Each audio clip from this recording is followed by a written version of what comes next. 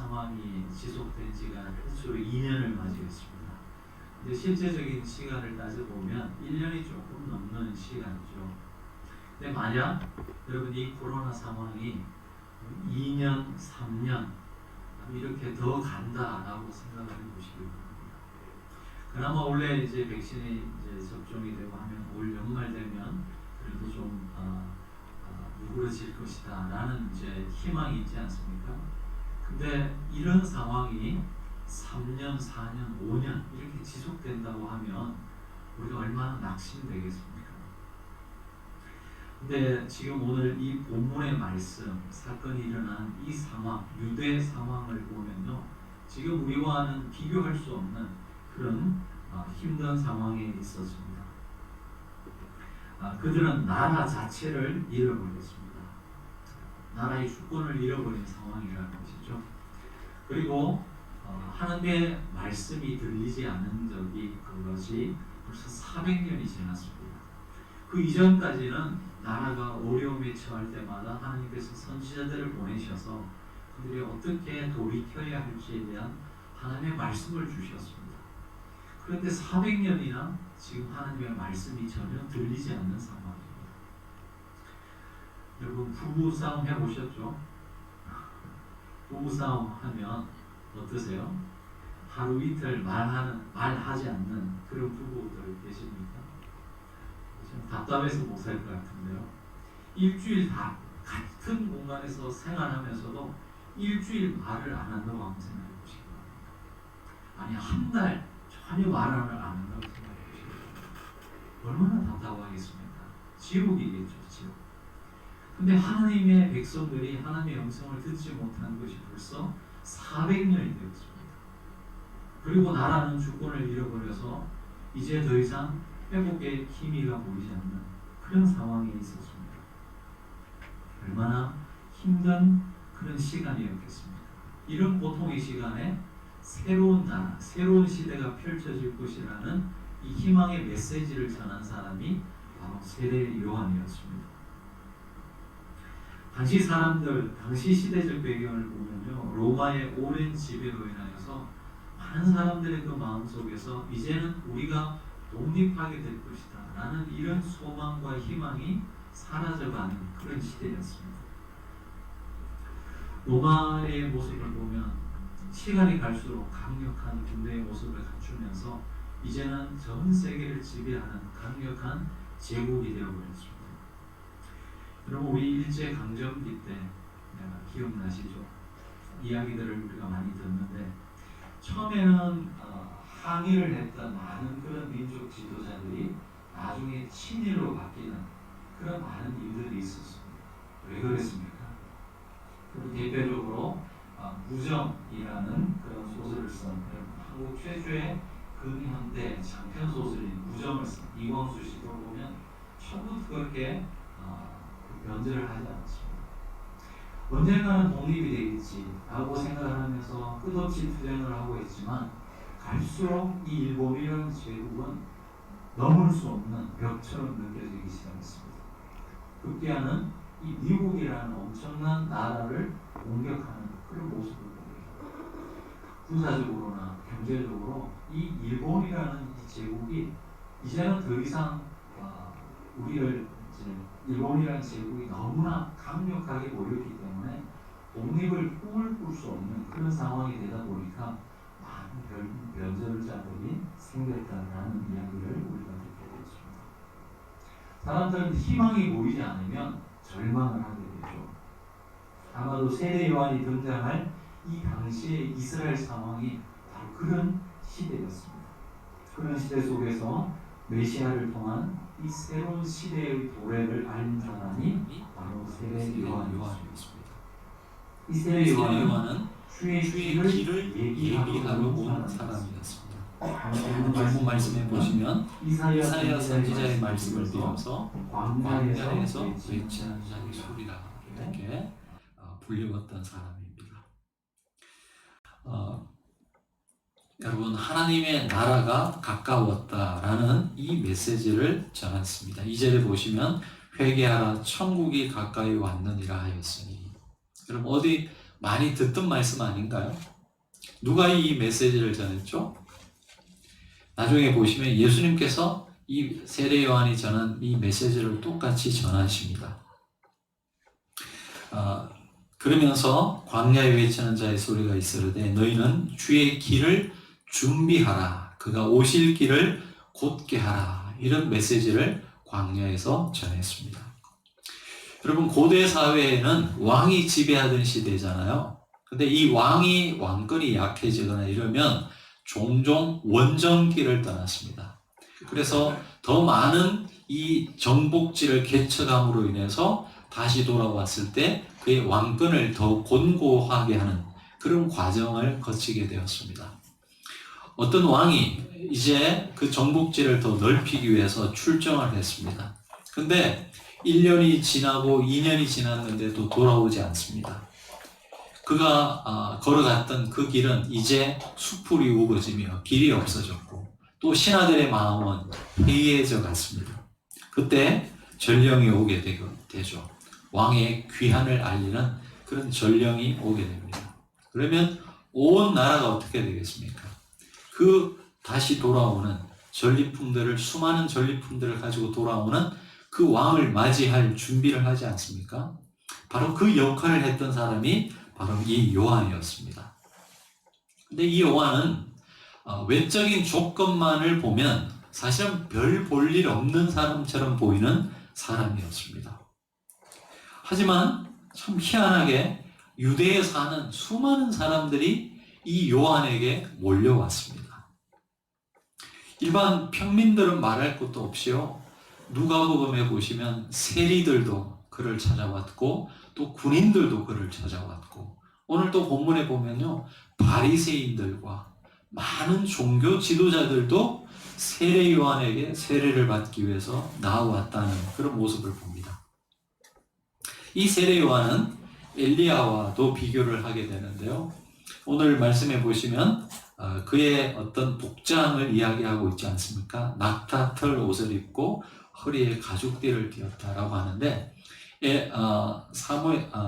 열왕기상에 보면 이 엘리야도 허리에 가죽띠를 띠었다라고 이야기하고 있고 또 엘리야도 광야에서 활동을 많이 하지 않았습니까? 그리고 왕에게 쓴소리를 했던 사람 중에 한 사람으로서 이 세례 요한이 이 엘리야와 같은 비슷한 모습들을 많이 가지고 있습니다. 자, 근데 아까 말씀드렸지만 이 세례 요한에게 사람들이 몰려올 수 있을 만한 그런 요인들이 별로 없었습니다. 오늘 성경은 그가 살던 곳을 이야기하고 있는데요. 3장 1절에 보시면 이 세례 요한이 설교했던 곳은 수많은 사람들이 모였던 예루살렘 성전이 아니고요. 바로 유대 광야였습니다. 거친 광야였습니다. 물도 없고 먹을 것도 없는 그런 불편한 곳이었던 광야였습니다. 여러분 유대 광야 혹시 성지순례 여행 보신 분들은 아시겠지만 허허벌판입니다. 여러분 나무도 없습니다. 우리 여러분 정말 급한 볼일 있으면요 어디 숨을 데도 없어요. 정말 불편한 곳이 그 유대 광야였습니다. 그런데 사람들이 몰려왔다는 것이죠. 그가 전한 메시지가 정말 화려하고 언변이 좋아서 사람들의 마음을 움직이는 그런 설교를 했습니까? 아니요. 오늘 말씀을 보면 이 세례 요한의 메시지는 굉장히 심플하고 간단했습니다. 또 어떤 부분에 있어서는요, 그것을 듣는 사람들의 마음이 굉장히 불편한 그런 메시지를 전했습니다. 자신을 향해서 세례를 받기 위해서 오는 이 종교 지도자들을 향해서 오늘 뭐라고 그러죠? 독사의 자식들아. 이 이스라엘 버전으로 그렇고요. 우리 한국 버전으로 하면 뭐라 그럴까요? 제가 말을 못하겠습니다. 도그. 그렇죠? 그런 욕이겠죠. 누가복음에 보시면요. 세리들과 그리고 군인들에게도 이 세례 요한이 설교를 합니다. 근데 보면은 그 메시지들이 다 그들의 마음을 거북하게 하는, 듣는 사람들이 굉장히 부담감을 가질 수밖에 없는 그런 메시지였습니다. 근데 왜 그런 불편한 메시지를 들으면서도 이 세례 요한에게 나왔을까 하는 것입니다. 그가 어떤 특별한 엘리야처럼 수많은 여러분 기적과 그런 어떤 표적을 행했습니까? 요한복음 10장 41절 42절을 보시면요, 이런 말씀이 나옵니다. 많은 사람이 왔다가 말하되 요한은 아무 표적도 행하지 아니하였으나. 여러분, 요한은 예수님처럼 아니면 엘리야처럼 사람들이 이해할 수 없는 그런 표적을 많이 행한 것도 아니었습니다. 하지만 수많은 사람들이 그의 메시지를 듣기 위해서, 그리고 그에게 세례를 받기 위해서 이 거친 광야로 나오고 있었습니다. 저는 이 요한의 모습을 보면서요, 저기 그 강원도 태백에 가시면 예수원이라는 곳이 있습니다. 혹시 가보신 분들 계신지 모르겠습니다. 우리 홍 장로님 고향인 도계에서 멀지 않은 곳으로 제가 알고 있는데요. 예수원을 건립하셨던 분은 이 대천덕 신부님이라는 분이십니다. 미국 분이신데요. 이 대천덕 신부님은 1918년 중국에서 태어나셨어요. 중국에 선교사로 가 있던 그분의 부모님의 자녀로 태어났습니다. 그리고 중국과 한국에서 성장기를 보내다가 이제 장성해서 대학을 미국에 있는 프린스턴 신학교에 입학을 하게 됩니다. 그리고 나서 성공회로 옮겨서 1946년, 그러니까 해방 다음이죠, 사제 소품을 받게 됩니다. 목사님이 되신 거예요. 그리고 나서 1957년에 한국으로 돌아오십니다. 1957년. 여러분, 57년에 태어나지 않은 분들도 많죠. 저도 안 태어났었는데. 그렇죠? 1957년에 들어오셔가지고 58년에 태백에 가서 예수원을 건립합니다. 고향이 강원도이신 분들 죄송합니다. 여러분, 57년도에 태백이라고 하면요, 우리가 상상할 수 없는 그런 상황이었을 거예요. 지금이야 여러분 도로가 얼마나 잘 나와 있습니까? 근데 57년도에 서울에서 아마 태백 가려면 거의 하루 잡았을 거예요. 지금도 태백이 멀거든요. 오지라고 하는데 57년에 태백이었습니까? 그럼 뭐가 있겠습니까? 근데 거기 여러분 미국에서 최고의 명문을 졸업한 그분이 그 골짜기에 가서 예수원을, 정말 초라한 수도원을 하나 만들었다는 거예요. 수많은 사람들이 비웃지 않았겠습니까? 사역을 하려면 사람들이 모이는 서울에 가야지 왜 그곳에 사람도 없는 그곳에 가서 그 고생을 하느냐, 많은 사람들이 그러지 않았겠습니까? 근데 여러분, 그 예수원을 통해서 수많은 사람들이, 또 수많은 청년들이 하나님을 만나고 변화된 삶을 경험했습니다.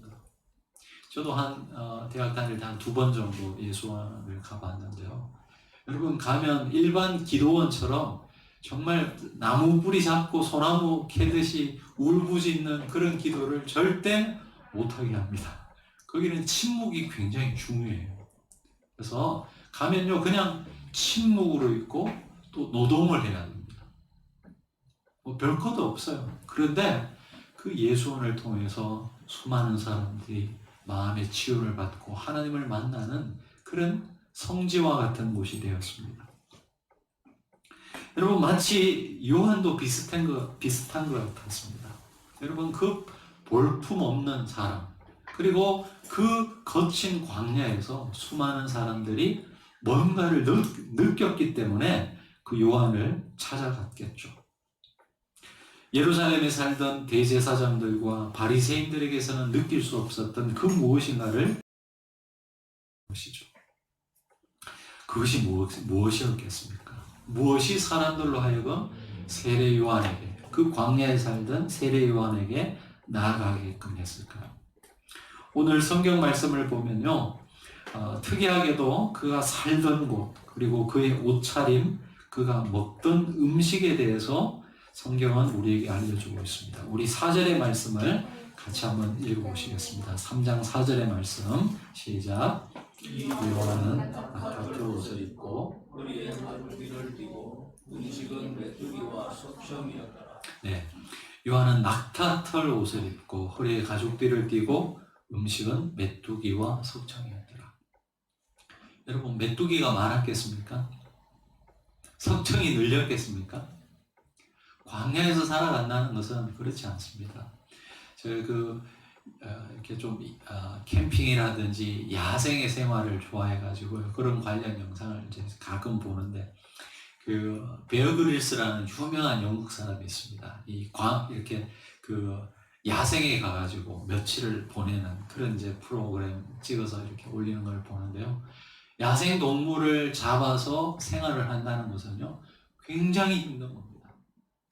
지금은 우리가 집단적으로 가축을 키우고 또 밭을 일궈서 곡식을 키우기 때문에 이 먹을거리들이 풍부하지만요, 옛날 원시 시대 때 수렵과 채집을 통해서 인간이 살아간다는 것은 정말 힘든 거예요. 그분들의 삶을 이렇게 영상들을 보면요. 여러분, 결코 풍성한 풍요로운 삶을 요한은 살지 않았습니다. 굉장히 심플한 삶을 살았고요, 또 절제된 삶을 살았다는 것을 우리가 짐작해 볼 수 있습니다. 물론 우리가 이 세례 요한의 삶을 문자 그대로 따라 살아가는 것은 거의 불가능합니다. 그러나 비록 2000년이 지난 지금 이 한국이라는 땅에 살아가는 우리가 이 요한의 삶을 문자 그대로 살기는 힘들지만, 그가 지향했던 그 삶의 지향점, 방향성에 대해서는 우리가 진지하게 고민해 볼 필요가 있다고 생각합니다. 여러분, 왜 요한이 사람들의 그 마음에 마치 망치로 때리는 듯한 그 강력한 메시지를 그들에게 전할 수 있었겠습니까? 저는 그가 전한 메시지와 그의 삶이 일치되었기 때문에라고 생각합니다. 여러분, 복싱 경기 보셨습니까? 복싱 경기 보실 때 이게 펀치 한 방에 이렇게 KO가 되는 경우들 보죠. 그럴 때는 여러분 어떻게 펀치를 날리죠? 보통 자기의 체중을 실어야 합니다. 그냥 팔만 쭉 뻗어가지고는요, 그런 파워를 낼 수가 없습니다. 자기의 체중을 실어서 그 주먹에 실어서 날릴 때 그 펀치를 맞는 상대방은 이렇게 KO를 당하게 되겠습니다. 비슷한 것 같습니다. 여러분, 우리가 세상을 향해서, 여러분, 우리는 우리의 삶으로 또는 우리의 입술로 예수님을 전하고 복음을 전하는데, 우리의 삶이 거기에 실리지 않으면 세상 사람들은 더 이상 우리의 말에 귀 기울이지 않을 겁니다. 지난주에 우리 장로님과 우리 대출 관련해서 이제 상담을 받으러 갔습니다. 은행 직원이 있고 이제 대출 심사를, 대출에 관련한 여러 가지 정보들을 듣는데, 제가 참 마음이 아팠던 것 중에 하나는, 이제 은행, 우리 금융기관이요, 교회를 별로 신뢰 안 한다는 거예요. 특별히 목회자를. 웃으면서 말은 주고받았지만 참 마음이 아팠습니다. 여러분, 물론 목회자들 책임이라고 저는 생각합니다. 우리 목회자들 책임이 가장 크다고 생각합니다. 목회자들이 하나님 나라에 대해서 그렇게 설교하면서도 목회자 자신이 하나님 나라보다는 이 세상 나라에 관심이 더 많았어요. 성도들을 향해서는 겸손한 자가 되라, 낮은 자리에서 살아가라, 낮은 자리를 바라보라, 그렇게 이야기하면서도 우리 목회자들이 그렇게 살지 못했습니다. 여러분, 왜 많은 사람들이 이 요한, 그 거친 광야에서 살던 요한에게 찾아갔을까요? 저는 이것이라고 생각합니다. 그의 삶과 그의 메시지가 일치된 삶을 살았습니다. 그리고 왜 많은 사람들이 또 요한을 찾아갔느냐? 그것은 사람들 마음 가운데 그만큼 하나님을 향한, 거룩을 향한, 이 세상에서 느끼지 못하는 종교 지도자들이 줄 수 없는 그 거룩한 영적인 것에 대한 깊은 사모함이 있었다라는 것을 반증하는 것이라고 생각합니다.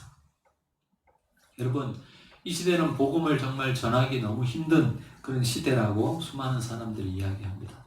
공감합니다. 동의합니다. 그러나 여러분, 또 한편으로는 시대가 변한다 할지라도 변하지 않는 인간이 가지고 있는 그 영혼을 향한 사모하는 마음이 있지 않습니까? 어쩌면 물질 세계가 더 풍부해지면 그 영혼의 공허함은 더 커질 거예요. 그 영혼의 공고함을 갖고 살아가는 사람들이 있다는 것 여러분 꼭 기억하시기 바랍니다. 이 요한에 대한 예수님의 평가는 어땠습니까? 사람이 낳은 자 중에 가장 큰 자가 바로 이 요한이라고 예수님께서 말씀해 주셨습니다. 왜 그렇게 말씀하셨을까요? 바로 요한은 겸손의 사람이었습니다. 그는 예수님을 바라보면서 제자들을 향해서 그는 흥하여야 하겠고 예수님은 흥하여야 하겠고 나는 쇠하여야 하겠다라고 얘기했습니다. 그리고 그는 그 자신이 세상을 비추는 빛이 아니라고 그 빛은 예수님이라고 분명히 고백을 했습니다. 오늘도 말씀을 보면요. 자기 자신을 광야에 외치는 자의 소리라고 표현하고 있습니다. 인격으로도 이야기하고 있지 않아요. 그냥 소리다.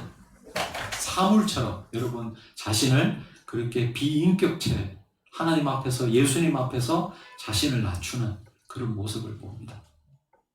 이 요한의 삶이 무엇을 보여줍니까? 바로 하나님 나라는 가장 겸손한 자가 가장 높임을 받는 사람이라는 것을 이 요한의 삶이 우리에게 보여주고 있습니다. 자, 마지막으로 여러분 이 요한이 외친 메시지가 무엇이었습니까? 이게 어쩌면 오늘 설교에서 가장 중요한 말씀이라고 생각합니다. 우리 9절의 말씀을 같이 한번 읽어보시겠습니다. 3장 9절의 말씀. 여러분 이 세례 요한이 전한 가장 핵심의 메시지라고 할 수 있는데요. 9절의 말씀 우리 같이 한번 읽어보시겠습니다. 시작.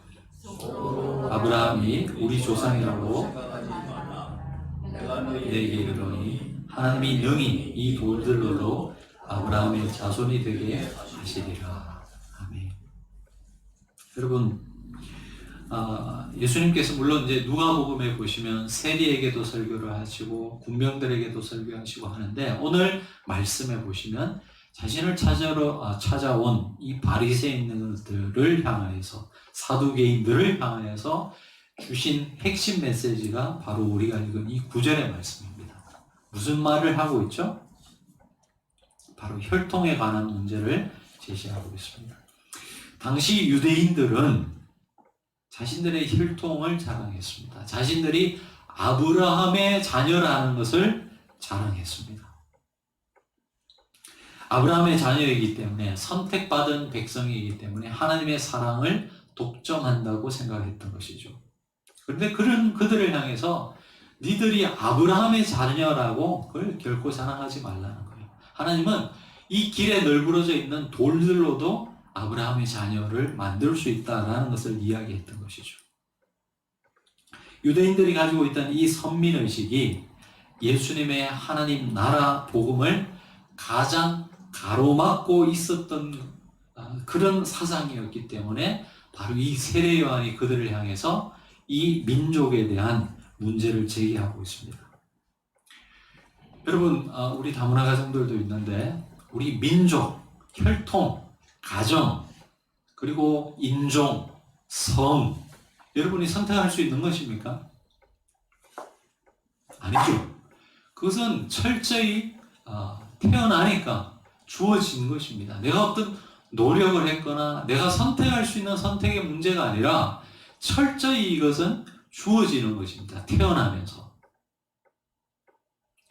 가령 여러분 우리가 어떤 지능적으로 조금 아주 낮은 거 말고 좀 공부를 잘하는 사람들 보면 특별히 지능이 있죠. 부모님으로부터 물려받은 IQ를 가지고 태어나는 것 같아요. 그래서 저는 위로를 참 많이 받습니다만 여러분 내가 좀 남들보다 특출나지 못한 그런 어떤 모습으로 태어난 것은 내 책임이 아닙니다.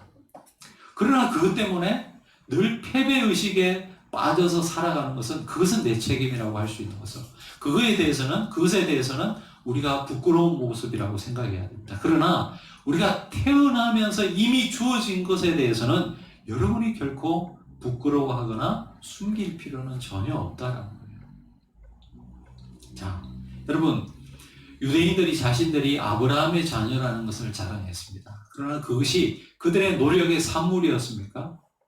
그렇지 않았죠. 그것은 태어나면서 주어진 것이었습니다. 그런데 그것을 가지고 다른 민족을 배척하고 다른 사람들을 하나님의 구원에서 제외시켰습니다.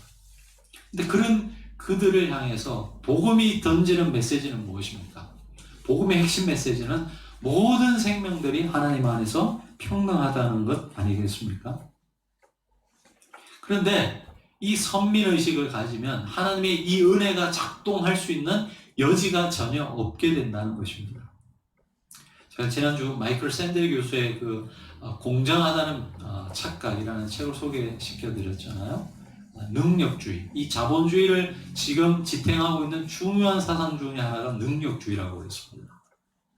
물론 신분제 사회보다는 훨씬 사회적으로 발달된 그런 어떤 사회의 모습이라고 생각할 수 있습니다. 그러나 그 능력주의의 극단을 가게 되면 또 다른 여러분 우리가 이 사회 속에서 복음이 들어갈 수 있는 여지가 없어지는 것을 여러분 우리가 생각해야 됩니다.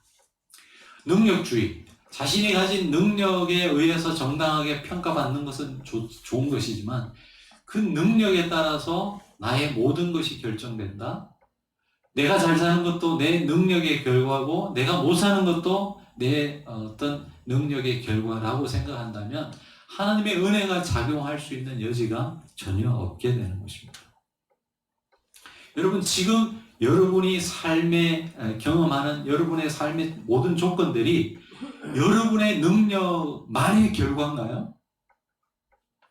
그렇지 않습니다. 한번 생각해 보시기 바랍니다. 여러분 우리가 선택하지 않은 것들도 너무 많아요. 선택하지 않았고 노력하지 않았지만 주어진 것들이 너무나 많습니다. 여러분 지금 이 코로나 상황에서 여러분 우리가 이 한국이라는 땅에 살아간다는 것이 굉장히 여러분 심리적으로도 안정적인 그런 삶의 양태를 보일 텐데 여러분 코로나에 걸렸을 때 병원에 가서 치료를 받을 수 있는 그 사람들이 전 세계적으로 몇 프로나 되겠습니까? 그렇게 많지 않다고 생각합니다. 여러분이 지금 누리는 것, 지금 누리는 이 모든 사회적 혜택을 누리면서 살아가는 사람이 전 세계적으로 몇 프로나 되겠습니까? 제가 생각할 때는 여러분 한 상위 10%, 20%, 30% 안에는 다 들어갑니다. 그것이 여러분의 노력의 결과입니까? 아니요, 그렇지 않습니다. 우리가 노력하지 않았지만 주어진 것들이었습니다. 여러분, 우리 이 서울에서 100km만 위로 가도요, 우리와 전혀 다른 삶을 살아가는 북녘의 동포들이 있습니다. 그들이 왜 그런 고통 속에 살아갑니까? 여러분들보다 성실하지 않기 때문에 그렇습니까? 여러분보다 뭘 못해서 그렇습니까? 아니요, 그렇지 않습니다. 여러분, 그 북녘의 우리 동포들이 그런 고통을 갖고 살아가는 것은 단지 이유는 딱 하나예요. 그곳에 태어났기 때문에. 반대로 그분들과 전혀 다른 이 풍요로운 삶을 살아가는 여러분이 여기에서 그런 풍요를 누리면서 살아갈 수 있는 이유는 무엇입니까? 다름없어요. 여기에서 태어났기 때문에 그것이 굉장히 큰 이유 중에 하나입니다. 여러분, 우리가 빚진 마음을 가져야 되는 거예요. 여러분, 내가 유대인으로 태어났다는 것이 내 구원을 담보한다고 생각했기 때문에 이들에게는 복음이 들어갈 수 있는 여지가 없었던 것이죠. 지금 세례 요한이 그것을 깨고 있는 거예요. 말씀을 맺겠습니다. 여러분, 요한은 메시아의 오심을 준비하는 광야에 외치는 소리였습니다. 여러분, 세례 요한만 그렇습니까?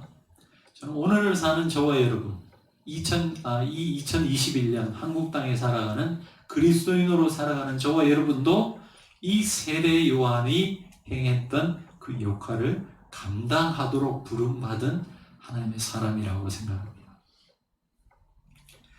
세상이 변했다고 하지만 여러분, 인간이라는 존재는 변하지 않는 그 DNA를 가지고 있습니다. 영원을 사모하는 마음이 있습니다. 하나님의 은혜를 상실하고 교만 속에 살아가는 사람도 있고요. 하나님의 은혜를 상실해서 늘 패배의식 속에 살아가는 사람들도 있습니다. 그들을 향해서 광야에 외치는 자의 소리가 되어서 하나님의 은혜의 복음을 전하는, 그래서 여러분들을 통해서 정말 이 절망 속에 갇혀 살아가는 사람들이 하나님의 은혜 가운데서 자유하고 하나님 주시는 그 평안과 기쁨을 함께 누릴 수 있는 그런 우리의 삶의 그런 자리자리들이 될 수 있기를 주의 이름으로 축원합니다. 기도하시겠습니다. 하나님 아버지, 우리의 삶이 힘들다고 하지만 그러나 돌아보면 우리는 너무나 많은 것을 가졌고 너무나 많은 것을 누리며 살아가고 있습니다. 아직도 이 전 세계에는 오늘 저녁을 먹을 수 있을까 없을까를 고민하는 수많은 사람들이, 수많은 생명들이 있습니다. 우리가 그들보다 잘나서도 아니고 그들보다 성실해서도 아니고 그것은 정말 하나님께서 그저 준 하나님 은혜의 산물인 것을 고백합니다. 하나님, 우리가 빚진 마음을 갖고 살아갈 수 있게 도와주옵소서. 내가 선택하지 않은 것들에 대해서 하나님 감사하는 마음으로 살아갈 수 있게 도와주옵소서. 바로 거기에 하나님의 복음이 오늘도 역사할 공간이 마련됨을 저희들이 믿습니다. 그리고 이런 빚진 마음을 갖고 세상을 향해서 광야에 외치는 자의 소리가 되어서 주의 복음을 전하는 저희들의 삶 되게 도와주옵소서. 예수님 이름으로 기도합니다. 아멘. 네.